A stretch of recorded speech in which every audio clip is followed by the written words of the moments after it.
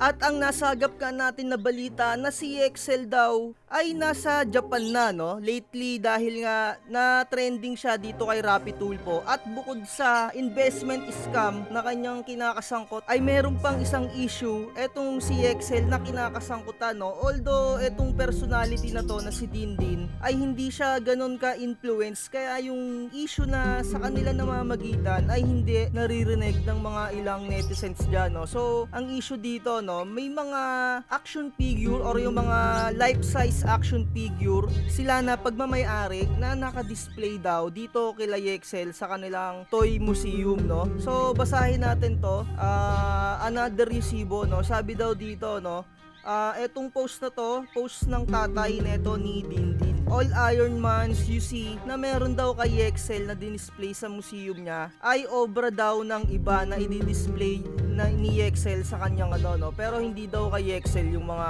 ano na yun, no, mga Iron Mans. 'Di ba, no? Grabe. So ibig sabihin talaga yung mga ilan siguro or baka lahat siguro, hindi natin sure, na mga life size na action figure doon ay baka hiram lang, 'di ba, no? Tapos sinasabi ni Excel na kanya lahat 'yon.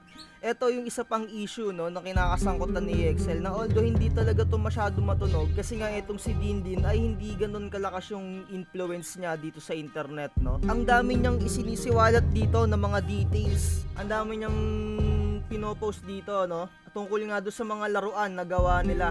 So dito, no, sabi niya dito, meron pa siyang ilalabas na mga details pa dahil konti pa lang daw yung nalalaman ng mga netizens, ay no, sabi niya dito baka daw mag-live na lang ulit siya sa susunod, konti pa lang mga nilalabas niya. So ayun nga, tungkol nga doon sa mga action figure na ginawa nung tatay neto nila Dindin at siguro yung mga iba gawa niya. Eto, no, sa isa pa niyang post dito, ayan, 35k binibenta itong mga ganito, no. Isa siguro yan, no, bawat isa, no. Grabe, no, ang gaganda, no. Ito siguro yung airpot neto ni ano, no, ni Dindin, no. So ayan, sabi niya dito sa caption, no, dinisplay niya din to sa museum niya, no. Grabe. Ano siguro, anong nangyayari kaya dyan, no? Hinihiram tapos hindi na binabalik. Grabe, may nag-comment nga dito, no, sabi Excel, kapal lang face, ngayon Tulfo manloloko kapwa.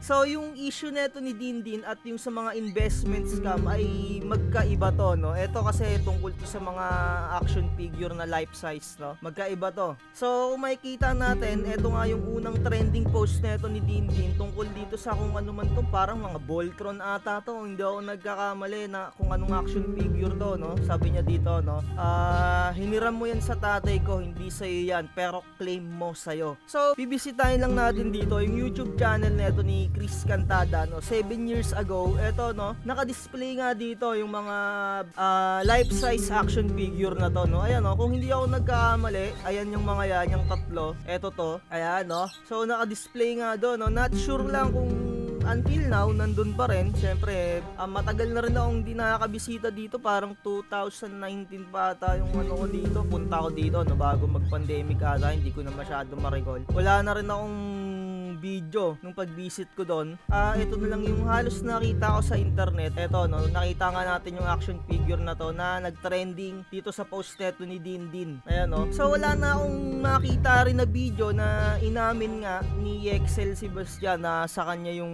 siya mismo yung may-ari ng mga robot na to, no. Dahil dito sa interview na to, may nakita ako dito 15 years ago na video. Ito, no, parang ito yung interview na binabanggit neto ni Dindin. Ito, no. Ayan, ayun, no, kung nakikita nyo, tinuro niya dun banda, pero kasi pangit yung audio kung ipi-play nyo to. Ayun, no, yun yung mga ano, action figure, no. Ayun, no, ayan yun, diba? Kung di tayo nagkakamali, wala na kasi akong makitang video talaga na sinabi nga ni Excel na kanya yon, diba? Ay, nasabi niya dito, sabi mo sa TV interviewer kay Ivan Mirina na galing sa Japan, mga robots na yan, no. Ayun, no, sabi mo sa iyo yan, baka ito yung mga time na yon. Grabe, no. Ayun yun, no, for sure, ayun yun.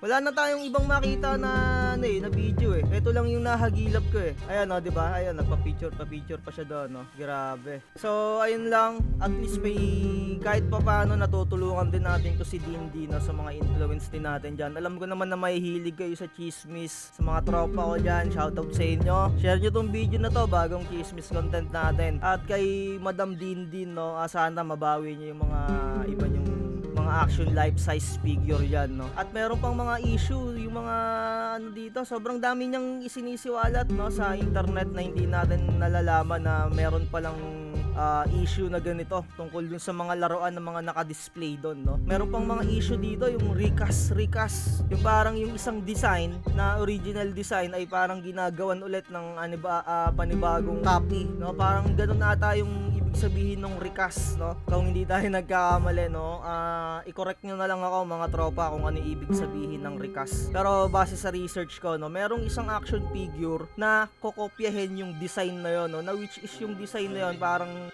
sila din lang ata yung may parang copyright nun or may lisensya na mag-release ng ganong design, no. So ewan ko lang, di ako masyado sure sa part na yun tungkol dun sa recast. So yun lang, like, share, and subscribe. More chismis to come para kay Madam Din. Grabe, sana mabalik yung mga ano na yan. Gaganda ng mga action figure na yan. Grabe, ang lalaki. Tsaka alam ko sobrang hirap ginawa yan. So yun lang, bye bye.